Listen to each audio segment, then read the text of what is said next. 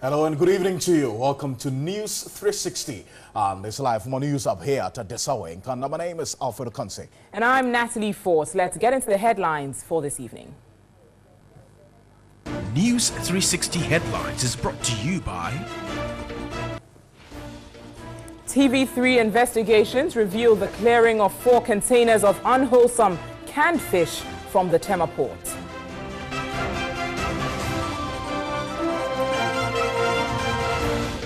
Protesting commercial drivers demand reduction in fuel prices.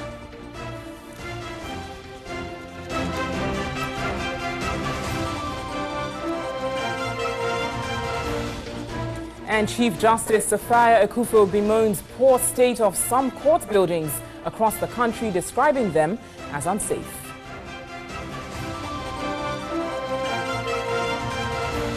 Also in the bulletin tonight, we have excerpts from a heated debate in the year 2000 between the then Member of Parliament for Ibuaka, Nana Akufo-Addo, and Communications Minister John Mahama on their government's policies. In front, thousands of opposition supporters in Togo marched through the capital Lomé in what they called the next phase of their campaign to force out President Faure Gnassingbé.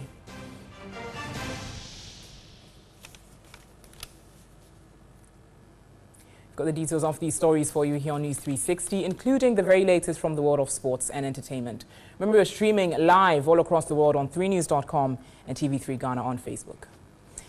And here's our very first story this evening. TV3 Investigations has revealed the clearing of canned fish which has gone bad from the Tema port. At least 4 20-footer containers full of the products with the brand name Ahahi were cleared from the Tema port on Saturday, September 30.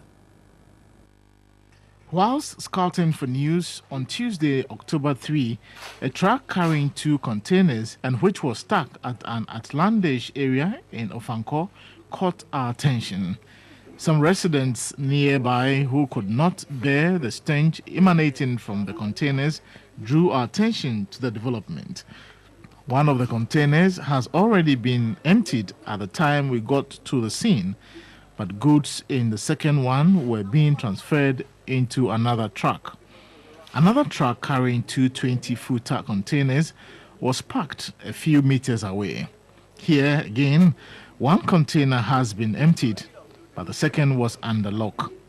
The drivers claimed they did not know the owner, adding a colleague driver, apparently the one driving the first truck, called them to assist convey the products from where his truck got stuck.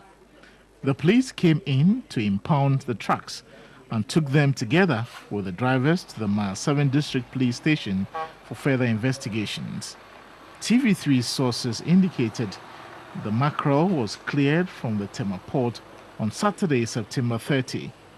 This revelation raised questions on how the product could have been cleared from the port and why the owner decided to keep product which, with all indications, had gone bad. What is more intriguing is the fact that the product had a 2018 expiry date embossed on them. As at news time, our sources indicated that the owner of the goods showed up on Wednesday but could not produce any bill of lading. Well, so this is a story exclusive to us here at TV3. Earlier on, we contacted the Food and Drugs Authority to make them aware of this, and so they're following up as well, and we'll definitely bring you a lot more updates on that as we go on in our subsequent bulletins. But the National Association of Graduate Teachers, NAGRAT, and Coalition of Concerned Teachers, Ghana, are demanding compensations for teachers who were attacked in the course of their work. Speaking ahead of the World Teachers' Day celebrations, the 2 unions again implored government to implement the 20% increase in allowance to teachers posted to the rural areas.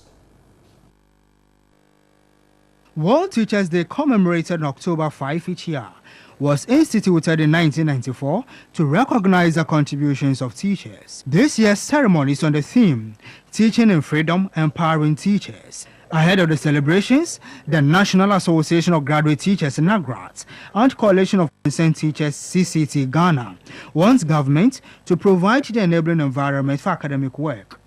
Of major concern to Nagrats are the attacks on teachers. Now, I've had cases where teachers' vehicles have been vandalized because they try to be strict in school. I've seen cases where their houses have been vandalized, they have had their properties burnt down, they have had physical attacks. And in most cases, you don't get compensation from your employer.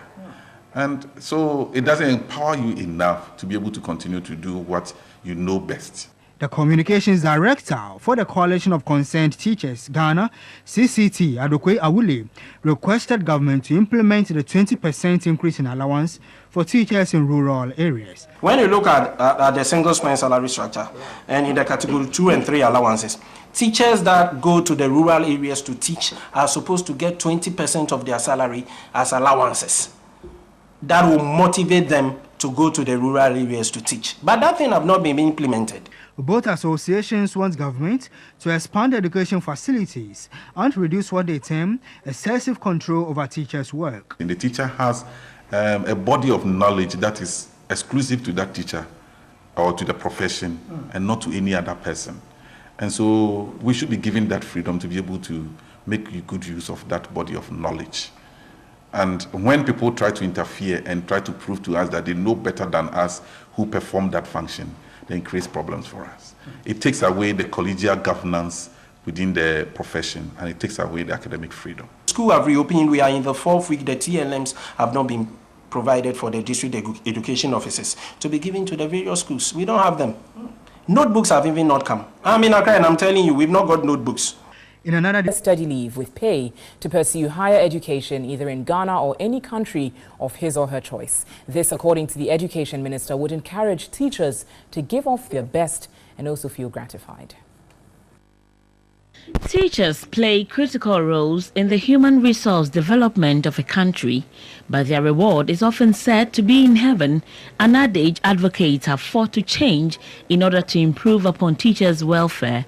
The Best Teacher Award seeks to honor hard-working and dedicated teachers and educational workers in public schools across the country. The 39 finalists were selected from primary, junior and senior high schools who have distinguished themselves in their fields of discipline. That is why this year we want to give you the opportunity to either travel outside the country to further your education or decide to stay in Ghana to further your education. You'll be on study leave with pay. She also spoke on the selection process. Out of the 39 names, we are going to slash it to 12.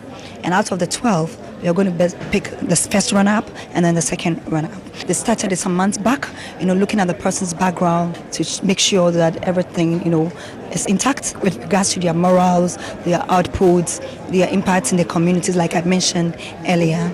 The 23rd Best Teacher in School Award ceremony is slated for Thursday, October 5 at Koforidua in the Eastern Region. The head of the Small Loans and Microfinance Center, Maslock, has said the center is seeking legal advice from the Attorney General on the next action to take after more than 300 vehicles procured by the John Mahama administration for the Ghana Private Road Transport Union, GPRTU, were abandoned. Stephen Amoah says, although he has not seen any written contract between the previous administration and the GPRTU, reports suggest there was some agreement between both parties for the vehicles to be procured. The vehicles, comprising 133-seater buses and 250 saloon cars, were purchased in 2016 to be used for commercial operations, but have since been abandoned. Former President John Dramani Mahama, who presented the vehicles to GPRT officials in 2016, said the scheme is yet another novelty of this government that will afford members of the GPRTU the opportunity to acquire on hire purchase buses and saloon cars to renew their fleet in a manner that would not put undue constraints on the capital and cash flow. The GPRTU, which was expected to buy the vehicles, were unhappy with the high prices. The union thought the figures quoted were too exorbitant, hence its inability to purchase them. Meanwhile, more than 350 commercial vehicles, mostly taxis, have been confiscated from individuals and groups who failed to repay the loans they contracted from Maslock. Well, stay with us a bit further. I've been joined on the telephone by Mr. Stephen Amar. He is the head of Maslock. Mr. Amar, good evening to you. Thank you very much for your time. First of all, let's establish what exactly is the condition of these cars we're talking about now. Good evening, and thank you for having me on your show. See, actually, I'm not a mechanical engineer. As a layman, the last time I went to inspect the cars was about a couple of weeks ago, and the cars were in very good condition. I don't really know who is giving this false information to the public domain, because even before you can have access to the place, I think you need to go to processes. Even myself, when I wanted to go, we had to send a letter, I think, to the BNI or the National Security, because it's actually, they are parked on their premises. Okay. So, seriously, I mean, you would agree that physically looking at the cars and describing them as being in good condition is different from the mechanical efficiency of the car having been left over the period. But that is why I told you I'm not a mechanical engineer. So I wonder who is giving this falsehood, because I don't also think anybody has done any mechanical work on that.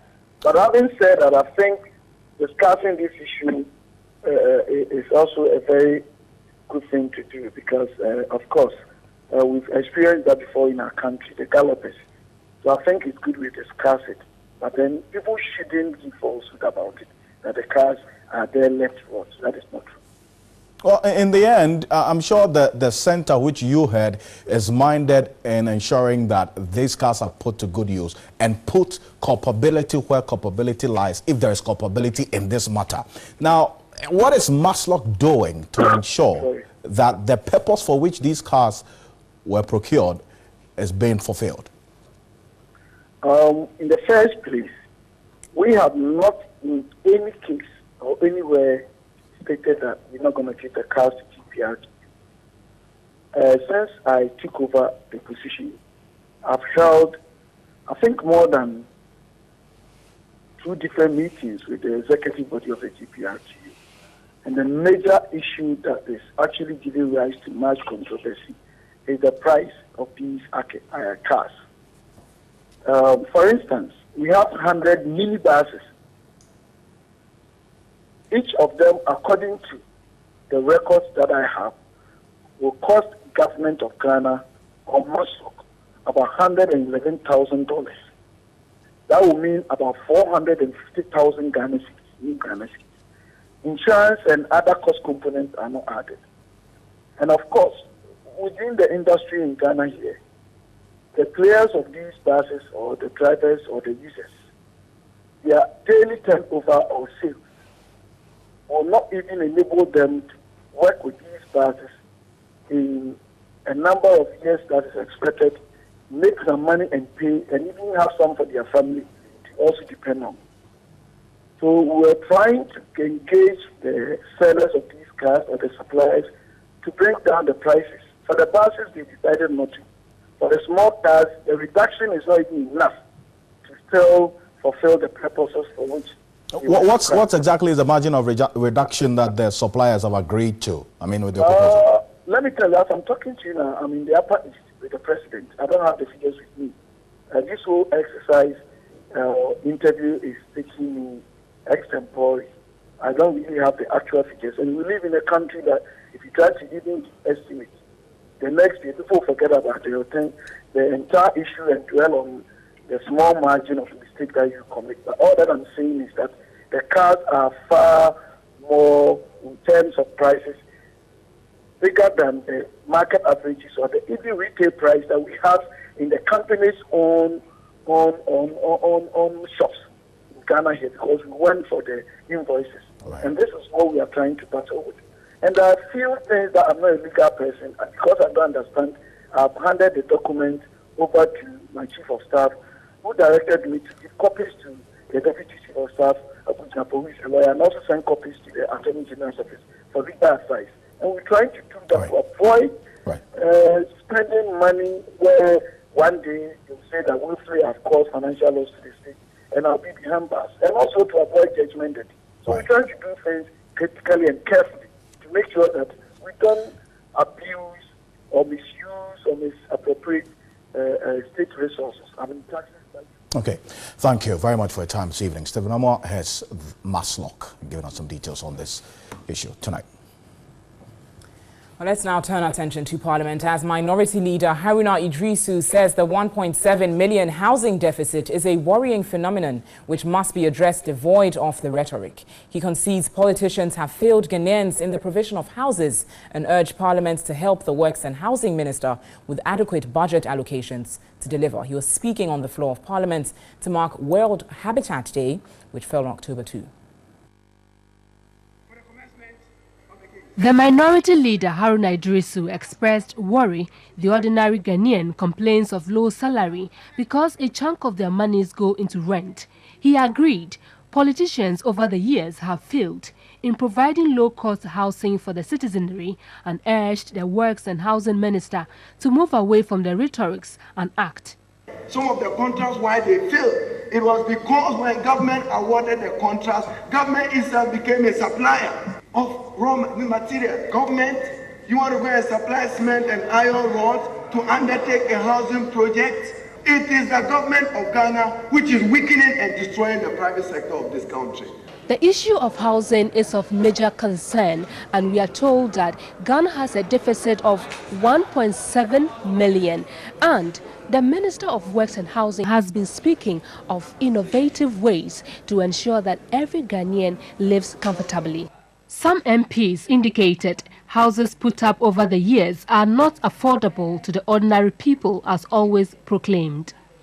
The State Housing Corporation, for instance, is said to have put up houses at Adenta with each costing 300,000 cedis, far higher than what the average Ghanaian worker can afford. Reasonably, the first frontal effort or action that we have to take is to ensure that the materials that are used in putting out these houses, the costs are reduced.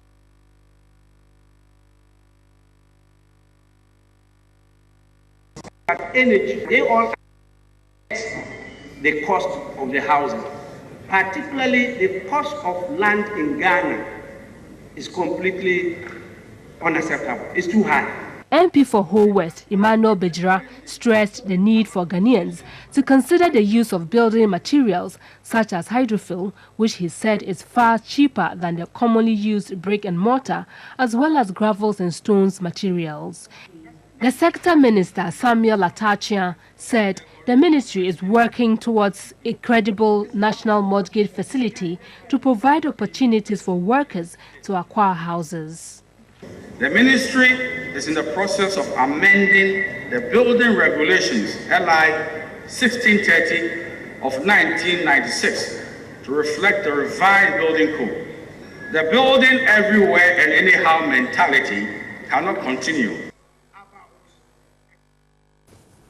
Well, some aggrieved commercial drivers besieged the premises of media houses in Accra to press home demands for a reduction in the prices of petroleum products.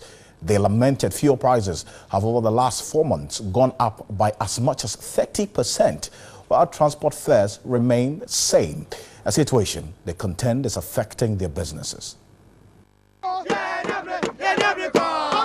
The aggrieved drivers besieged TV3 premises to put across their concerns. The question is, why has government increased fuel prices?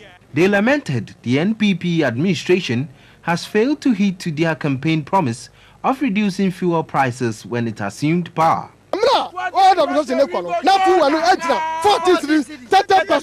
During the campaign, price of fuel was 14 cedis 30 pesos. It's almost now 22 cedis. While the NPP was in opposition, it was given different reasons, and now it is saying another thing. Commercial drivers nationwide have raised concerns about the fuel price increment, particularly about the unannounced increment, which they said is throwing them out of business, as the increase do not always correspond with transport fares.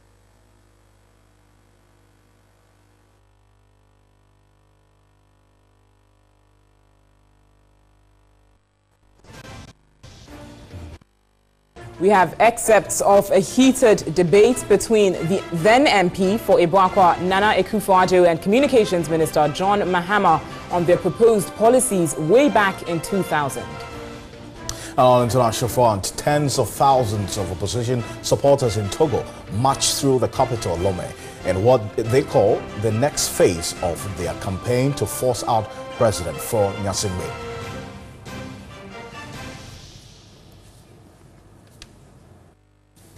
Got the details of these stories and some news from the world of business in a few moments' time. Stay with us.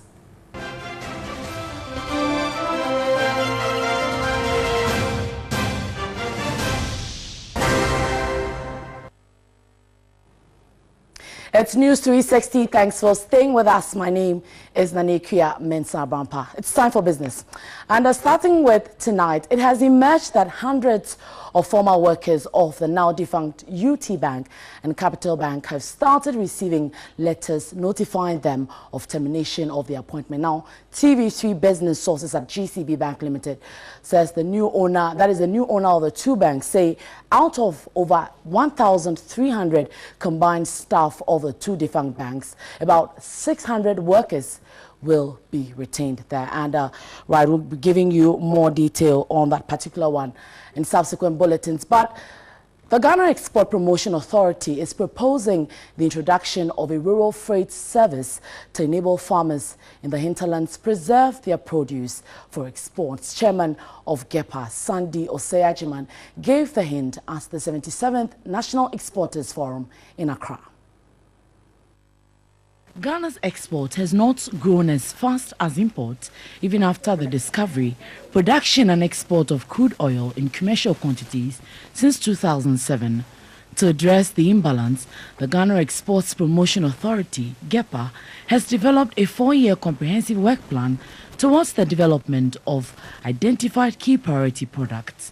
To drive this initiative, GEPA has budgeted an amount of 4.2 million Ghana cedi to implement the activities of this project, with 13,500,000 US dollars in estimated projected earning over a period of 4 to 5 years. Chairman of the authority, Sandy Osei-Agyemang, wants governments to promote rural exports. Why can't they establish a rural freight services where you have plenty of trucks?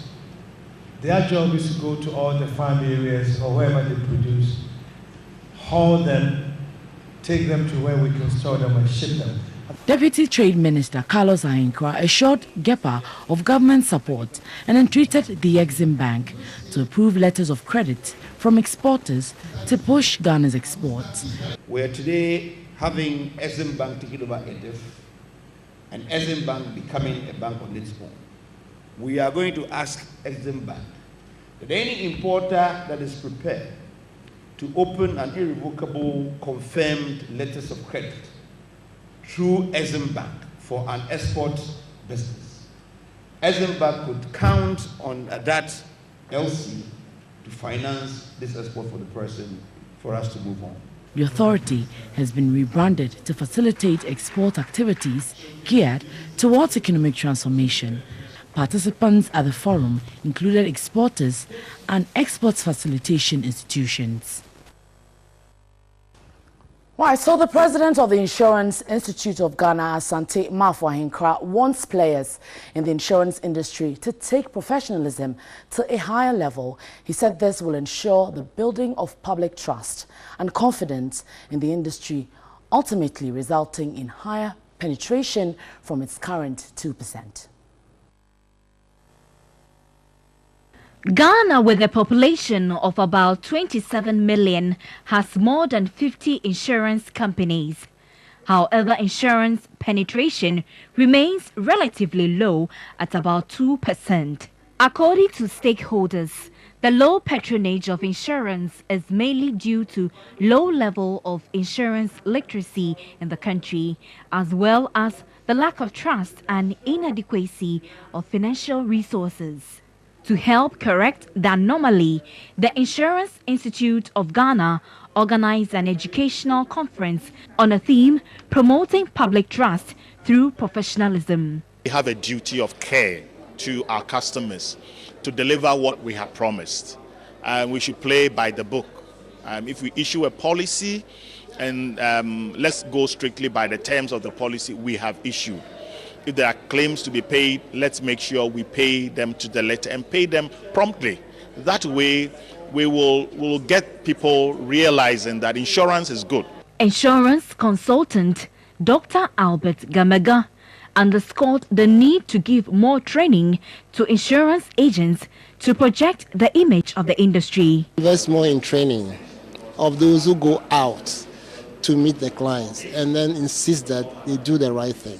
And secondly, when such issues arise, there should be severe punishment for those who deviate. Deputy Commissioner of the National Insurance Commission, Michael Andor, enumerated measures the Commission is undertaking to promote high professionalism in the industry.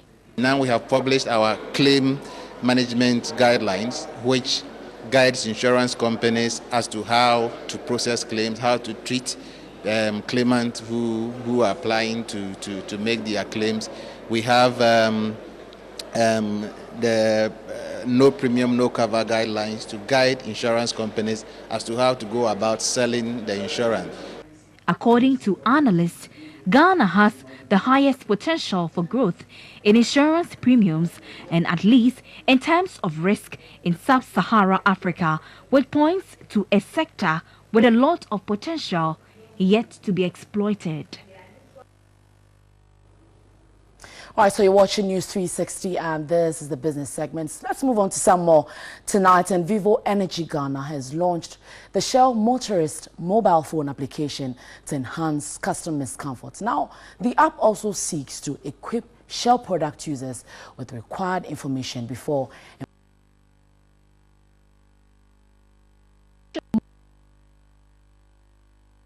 the country's oil marketing industry.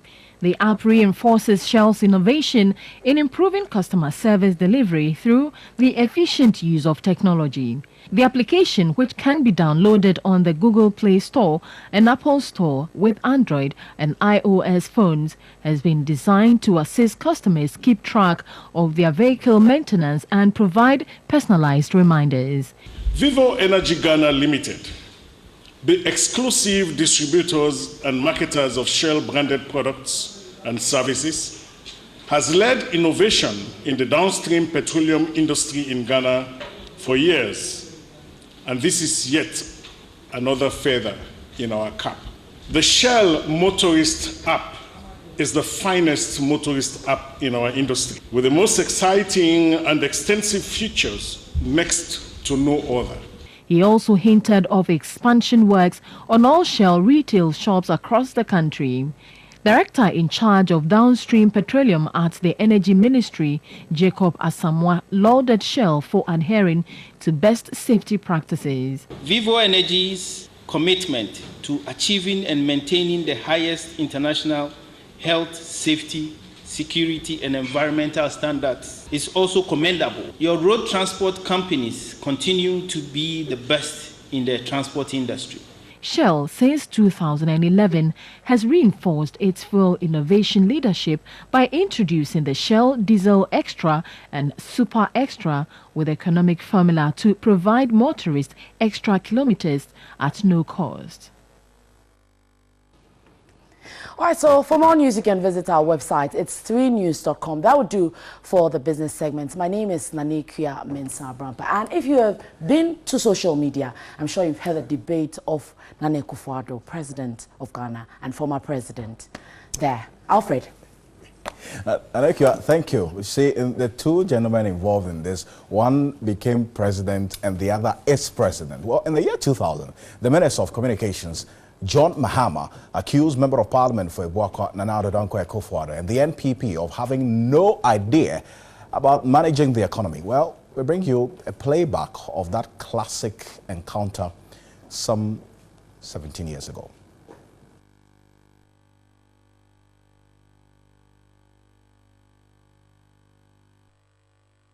getting in getting money that was to revive the cocoa, the timber industries, those decisions that were made in the mid-80s as part of the ERP. We are hearing from their own ranks criticisms of that decision, that in fact it may be that a different way of looking at the problems then may have produced different kinds of policy. That's exactly the point we have been making. We've been making the point. We, after all, are the believers in the private enterprise economy. Let me get John to react. So that, and therefore, when you're saying that you can improve the conditions of the people, for somebody to turn around and say that you're making unrealistic promises and that therefore you're going to deceive the people. Don't share. That's of course. With the greatest of respect to John. I consider that really rather infantile. Certainly when you go into elections, you tell the people what you want to do. But I'm not talking of just telling them what you want to do. We don't think that poverty is a permanent thing in this country. And indeed, if you look at the statistics, poverty is falling. It's not falling as fast as we would want it to. And we need to gear up to make sure that it falls faster. We have changed our economic program with the donor community and our development partners from an enhanced structural adjustment facility to a poverty reduction and growth facility that targets reducing poverty in an aggressive way. Certainly, when we came, the objective conditions required that we invested heavily in restoring the social and economic infrastructure, and that is what we've been doing all these years. We've created a situation, a foundation where this economy can take off by putting back the social infrastructure that had decayed completely. Now, with that kind of foundation, you can begin to look at improving the incomes of people and providing jobs for them. That is an objective condition. And we don't say poverty is going to be permanent in this country. But we're saying that in the short term, you cannot wave a magic wand and change everybody's circumstances. Now, what they have done is to let all the dog chain sellers on the streets, the shoe shine boys, and everybody think that within the next 1 year, they're going to create 750,000 jobs, and all those boys are going to get jobs. And that's what I'm saying, that making promises is easy. But you need to be a realist to make the kinds of assurances to the people that you can achieve. Certainly, they are not in the driving seat. They don't know what the actual state of the economy is.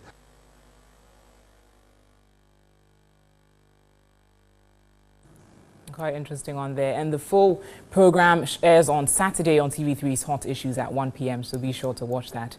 Now, the Chief Justice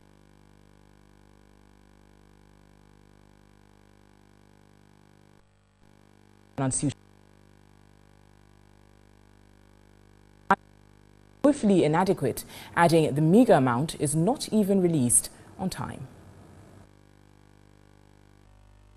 The Chief Justice, Justice Sophia Kufu, was addressing the 37th Annual General Conference of the Association of Magistrates and Judges.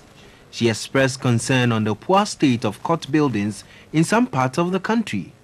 Environment in which we work, they are unsafe.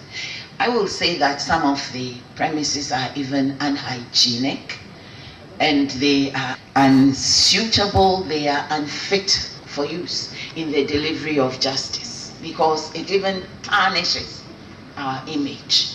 It is such a shame. One will seriously think of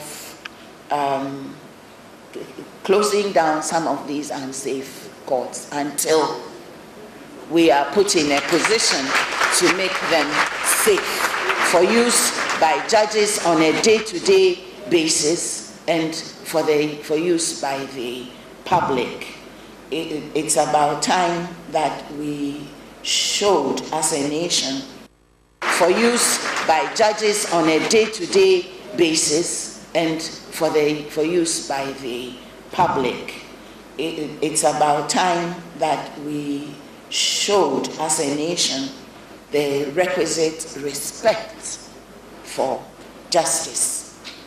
She described as woefully inadequate budgetary allocation to the judiciary, calling on the executive to relook at the funding for the judiciary in line with Article 127 of the 1992 Constitution.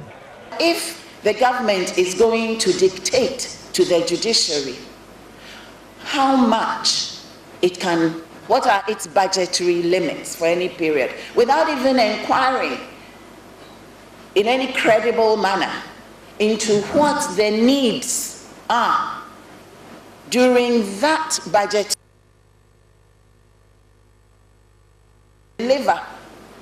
the services that the judiciary is supposed to deliver, there's something seriously wrong. President of the Association of Magistrates and Judges, Justice Victor Foy, appealed to the president to immediately rectify all outstanding issues regarding their conditions of service. According to him, the poor conditions of service of magistrates and judges open avenues for them to engage in corrupt activities. This noble profession of ours has been a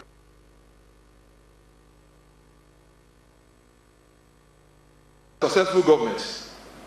The result is that temptations in the course of our duty towards justice delivery, imbued with the justice I have alluded to, have become extremely heavy. The conference was on the theme, Judiciary, a bastion of democracy.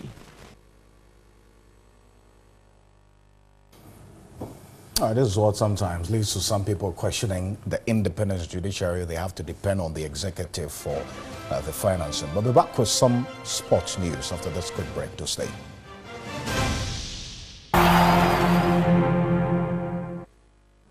Hi, good evening. It's time for us to bring you all the latest in the world of sports right here on News 360. My name is Theo Inyan, and we decided to start off with the Ghana Premier League. Matchday 27 games were played, today. It was midweek all across the country. And to start with, the biggest game of the week happens to be between the Asiedu Stars and Wafa. And the reason is not because they're the biggest clubs around, rather it is because of their status and current positions in the Ghana Premier League standings. The Asiedu Stars were top of the table and needed some points to make sure that they maintain their position at the top. And followed by Wafa, they beat the second place team by a goal to nil. Darius Sasraku with a much needed goal for the Doma Bay side. We'll be getting to that camp to be seeking some clarification as to how exactly they'll be preparing getting into the final games of the season. But Wild Stars also came up against Accra Folk and beat them by 2-1. Was this not the side that Hearts beat by 2-1 just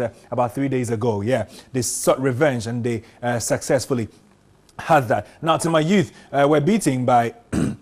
Sorry about that. They were beaten by Elmina Sharks by 2-0. Brekum Chelsea 2, Bichem United 0. Inter Allies were beaten by Asiedu Stars, and then Great Olympics also thrashing Boga Stars by 4-2. Boga Stars really have become, the side almost every time, conceding the biggest goals or goal margin every week. But there are goals still to look out for. The Ashanti derby between Asante Kotoko and Ashanti Gold will come up later. Mediama Sporting Club as well against Liberty Professionals will also be there. So those are the games in the Ghana Premier League. But let's go straight to Asiedu Stars and, speak to Albert Kome, who happens to be the chief executive of the club. Albert, if you are listening, good evening.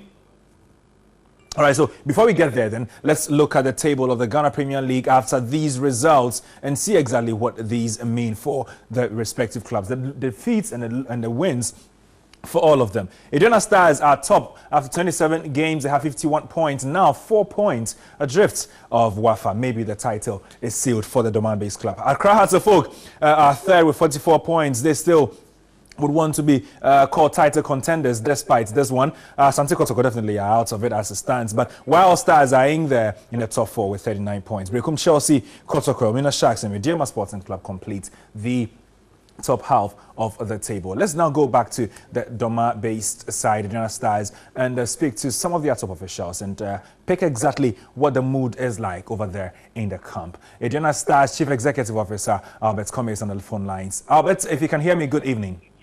Good evening. All right, so you're welcome to TV3's News 360. Now, thing we want to pick up here from you is how exactly your side are going to be preparing into the next few games after this win. It's a massive win for you guys, no?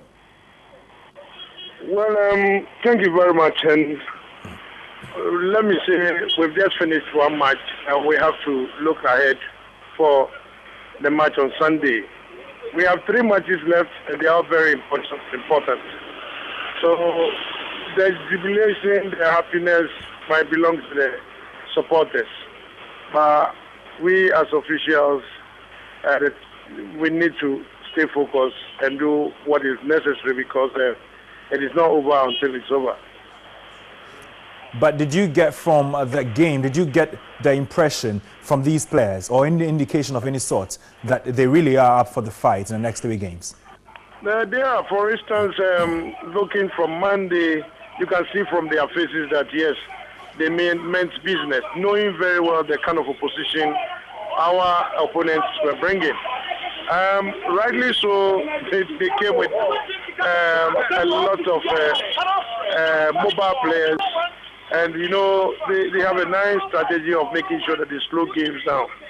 So playing an academy side that knows football and knows what to do at what time is always very difficult. But they were very determined, and they know very well that the task ahead is very Herculean.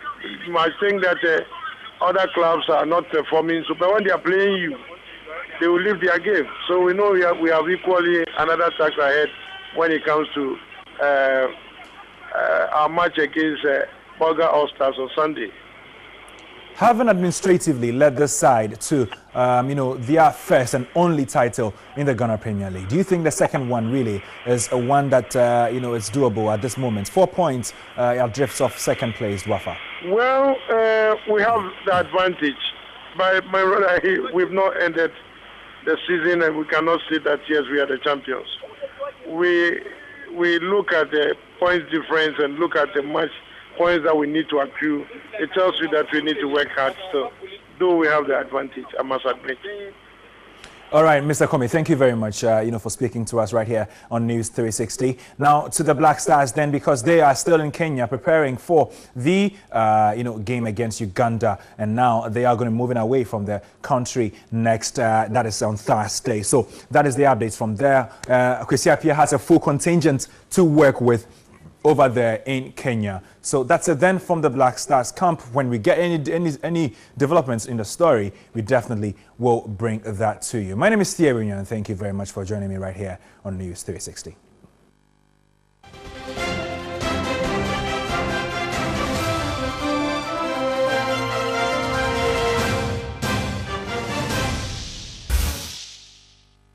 In our news tonight, the Minister of Tourism, Catherine Afeko, says the appointment of 50 tourism ambassadors is a move to get industry persons work to promote the sector.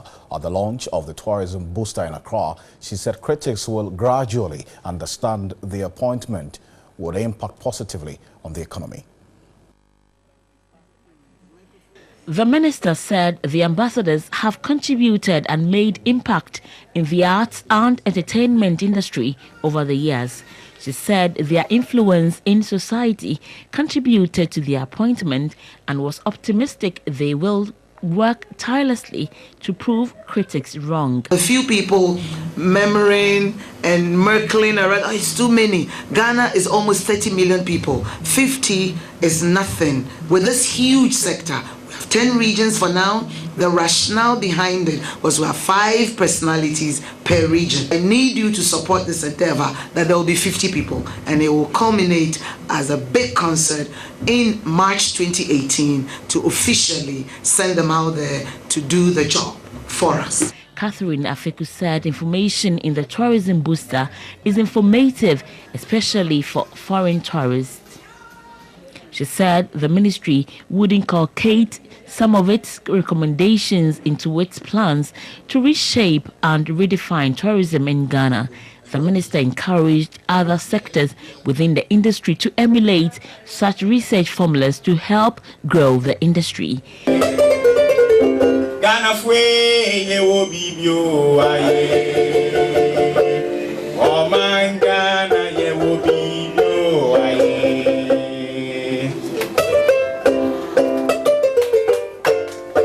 President of Musica, Bryce Osei-Kuffour, explained that the book contained findings of the outcome of the Tourism Booster Forum, which took place in April. According to him, music has the potential to promote tourism, calling on stakeholders to come on board to achieve the desired results. Music is one of the major branches on which tourism stands and thrives. And so we have contributed our quota using music to add to the tourism development and growth. Everybody calling me, don't you worry, you go find. Well, thank you very much for staying with us here on News 360. On behalf of the rest of the team, We're grateful. My name is Alfred Okansi. And I'm Natalie Fort. We've got more news on our website, 3news.com. News at 10 this evening will simulcast on 3FM 92.7. Next is Tashan. Have a good evening.